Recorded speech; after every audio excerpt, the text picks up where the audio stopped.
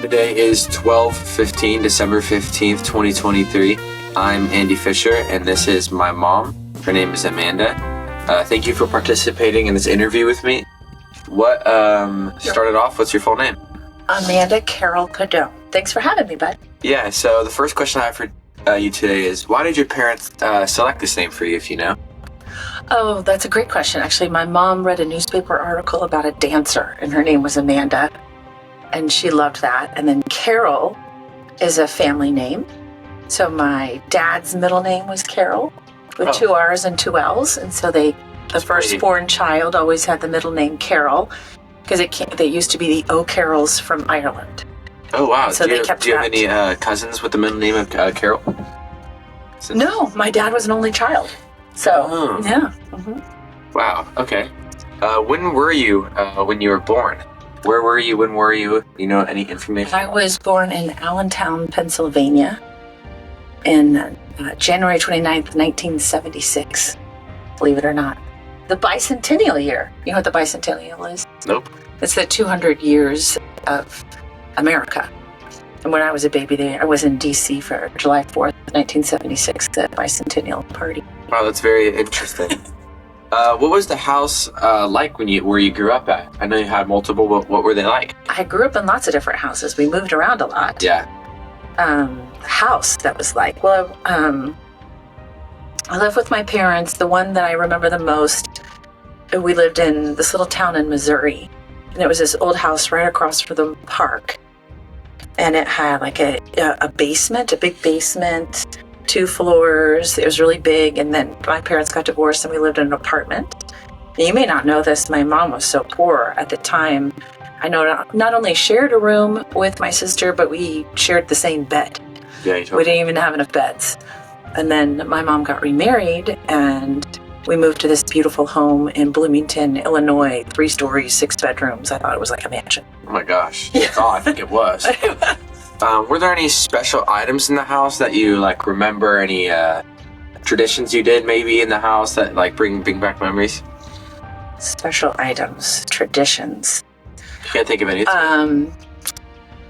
Yeah, I remember my mom had beautiful art. She collected art from this. It's called Alvar is the artist's name. She met him in Chicago, and they bought a bunch of his art when he was just starting out, and he became a really well-known artist. So I think those paintings are like 50, 60 years old, and they're still hanging in her home now. Wow. And I think they're worth a lot, but she bought them pretty cheap. They're always really special.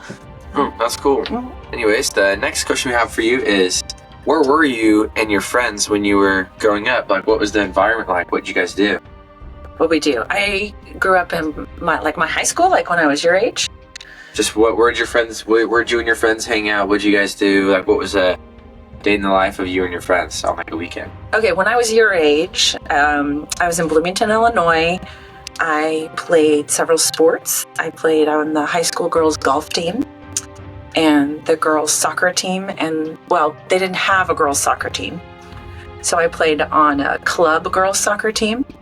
Tried out for the boys team in high school, but they wouldn't let me play so then I played softball as well in high school. And then so most of the time was hanging out. We'd go to football games, and then we'd go to this place after football games called Steak and Shake. We went there when we went there. Steak and Shake is awesome. And steak burgers and little fries. We'd hang out there. And then on the girls' golf team, I was very spoiled in high school. And we went to the country club, and we'd go after school. We'd go play golf at the country club. And then... Sounds like a very rich thing to do. It was. But it's Illinois. That was kind of it was either home or that one place. It was a very small town. Yeah, I remember. Mm-hmm. Yep. Yeah. How is the world different today than when you were a child? What are the biggest things, the craziest things? No internet. I feel like a life without internet would be nice. Yeah. No internet. Can you imagine having to have a phone that's connected to the wall, and the only way you can talk to your friends and connect with your friends when you're home is if they call and your parents answer and they have to ask to speak with me. So anytime you wanted to call a friend, you'd have to learn how to speak really well. That reminds me of asking you if I could go over the street, like knock on someone's door or something like that. Right. You have to say, "Hey, is Amanda there?" And that was definitely different. And then also, when I was 16 years old, I got my own car, and I would get in my car. My parents had no Life 360 to track me. I didn't have a phone. I had a paper map in my car of wherever I needed to go, and they didn't even know where I was until I just arrived back home. Yeah. And they had no way to call me if they didn't know where I was. Maybe you should get me a car when I'm 16 and then turn off Life 360. That was it. It's a very parents now, I feel like, are way hyper involved in our kids' lives, and I try not to do that. I had a lot more freedom, and I think it actually was a good thing. It helped me learn a lot, make really good choices, and kids had a lot more independence. Parents weren't so all up in our lives. And I think I feel bad for your generation that you're always trackable and everything is always online and there's this paper trail of you. Yeah. I got to do crazy things and there was no evidence of it. Well, you're throwing some evidence. All right. Okay. What were world events that happened? Any world events that happened that were impacted you, or anything just happened? When I was, let's see. Yeah, I remember 9/11, but that was when I was in my 20s. Well, it's about your life. It's not about when you were a kid. About my life. Okay. I was working in Houston on the radio. At that time, I was the news director of my radio station, and I was at home. I didn't usually go in until 10 o'clock in the morning because I worked kind of the evening news. And I'll never forget when I saw the plane hit on just watching the Today Show, saw it hit the Twin Towers. You saw it live? Well, on TV, I saw it happen live, yeah. And then I went. Oh my God. I immediately got in my car. The radio station I worked at was about 30 minutes away, and I drove as fast as I could to get to the radio station to start reporting, and I got pulled over by a police officer on the way. And I explained to him what I did for a living, and I was like, I have to get to work. And he actually just let me go because the world went crazy. Before that, though, I remember the first school shooting. Oh, it was Columbine or something? Oh. Columbine. It was 1999. I just graduated from college, and it was my first job in news. And I was 22, 23 years old. And I remember I was the reporter, and we were watching it, and I had to start talking about it, and I'd never seen anything like that before. And did you start crying or something? I did, but I didn't want any of my coworkers to know. I was supposed to be like this big reporter. And so I went to the bathroom and I cried. Yeah. And then I got myself together. Then I went back up to report on that. That changed our Columbine and 9/11, I think, changed everything. Oh, yeah. This is definitely a big thing. Yeah. Well, do you remember any traditions, cool things that were popular in high school, college, anywhere in your life? Traditions or cool things. I think we spent more family time together. We do some of that, game nights. Game nights and I don't know, but traditions that are different than now. Give me an example. No, like everyone wears Crocs, or everyone wears this, or their hairstyle's this. You don't remember? Oh,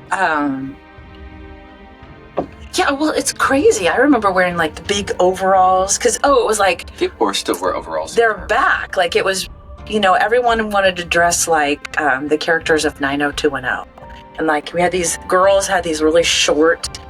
Jenny Garth was this actress, and we all wanted her hairstyle, and we wore these big baggy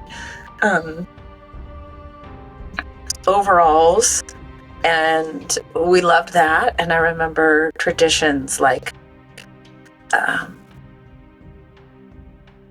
was more of a style. I don't know if it's a tradition. I think I said style. But why did you choose your child's names? What was the thought process behind all this? You're gonna laugh at yours. Huh? Well, Emily, my oldest, she's named after my grandmother. Yeah. Emily Catherine, my grandma, my mother. Actually, my high school boyfriend's name was Andy, and I really liked that name. And I always wanted a son named Andy. I named you Andrew so I could call you Andy because it was like my first love. I already knew that. You already told me. And our Zoe Grace is named from, her name has meaning from a Bible verse because her name means abundant life. Grace means unmerited favor. So I named her Zoe Grace. She's an example of abundant life, of unmerited favor. Yeah. Wow, okay. Each one's different. If you could have any other profession besides radio, production we're doing right now, what would it be? I know you like real estate. I know you're thinking about real estate. Yeah. At one point. I would love to be a physical education teacher. I would like to be like the PE teacher, and I would like make PE like actually teaching kids how to work out. And so, because I think that kids you need to understand how to work out different parts of your body and the importance of physical fitness. Because I think PE now just teaches like weird games, like pickleball. Like that's not physical fitness to me. That's more like teaching a sport. Because when I was in high school, we had like calisthenics. I actually did the Buns of Steel video in my high school gym class. We lifted weights. I think people are a lot more sensitive now. So like, you have to be careful what they say. But it's not setting kids up to be healthy for life. I would like to be a PE we teacher. did a little unit about heart rate. We talked about working out and a little bit of that, but I think people need to learn how to work out and actually work out in PE. That's it. But people would probably hate me, but I would like that. I think that would be super fun. I also think it'd be fun to work at a grocery store. I love grocery stores. All right, that's you. This just wouldn't. Do you know anything about your name? Like I know Marker's a part of that, and Carroll, like those names in your family. Do you know anything like about family history? Yeah, family history. Yeah. Cool. Yeah. So the O'Carrolls came from Ireland, but my father's family, your grandfather's family, they were actually on the Mayflower. Our Floyd family, we can trace our lineage down to a member of our family. It was on the Mayflower that came to the United States. Wow. So because of that, I'm a member of the Daughters of the American Revolution. What's that? If you can prove that you have family that came over directly from England and were original settlers, you can become a member of that organization. So we were here with everyone first? That side of the family. We were the first people? The Floyd family. Then the Markers, my mom's side of the family, they were from England, and they settled in Illinois and were farmers, just a bunch of corn farmers. And one was one of the first pediatricians in the state of Illinois. Oh yeah, you told me. Yeah, I did all of our lineage, and on my mom's side, it's just a bunch of farmers. Really, just a bunch of farmers. But hey, pretty good. Okay. What is the thing that most people remember about you think, from high school? Or remember me from high school? Okay. Well, from anything, but what do you mean from my high school years? Yeah, high school. My maiden name was Floyd, and Pink Floyd was a big deal, so nobody really called me by my name. My name was Pink. Like if we went back to a reunion, even high school and college, no one would call me by my first name. Everyone would just call me Pink. That was my name. And I was obsessed with Simon and Garfunkel. Oh yeah. And the greatest hits, even though it was old. So I would listen to Simon and Garfunkel all the time, and people they would remember I had a classic rock music interest in the 90s. I was listening to classic rock as a teenager. Oh wow. Yeah. All right, well, the last question we have for today is, what was your favorite song in music? If you don't have any memories from that. I just said that. Well, like, do you have any memories from, like, did you go to any concerts or? Yeah. Were concerts any different since there's no online, like? Well, yeah, I mean, you would stand in line to get concert tickets. You'd have to go someplace, and they'd release so many at music stores where you would get CDs, and you'd have to like stand in line really early in the morning to try to get tickets. But I remember, I really liked the Simon and Garfunkel Greatest Hits. Bridge Over Troubled Water. I really liked that song. And then I liked my very first album that I ever bought was the Beastie Boys, License to Ill. Yeah. And I loved this. So it was a cassette tape. And I would listen to Brass Monkey. That's a good song. But I remember seeing some live concerts. I saw Jimmy Buffett. Believe this or not, my parents took me to see Jimmy Buffett. It's not really a thing normally. I got to see John Fogerty perform. He's a very famous musician he's from Creedence Clearwater Revival, which is an awesome band. John Fogerty is the lead singer, and I got to see him live at the House of Blues in downtown Chicago, and I think that was like a life-changing concert. Yeah. With this really famous drummer who I think now is at the Smashing Pumpkins, Kenny Aronoff. Oh, yeah. And then Kenny Aronoff actually taught one of my college classes. He was as a guest to my history of rock and roll at Indiana University, and I got to tell him I saw him live. It was very cool. And now he's with Smashing Pumpkins. I should have given him my number. All right, we're going to end this. Thank you for coming. Thank you for giving 16 minutes of your time. You're welcome. And, goodbye. Good job. Okay. Now you email that to me.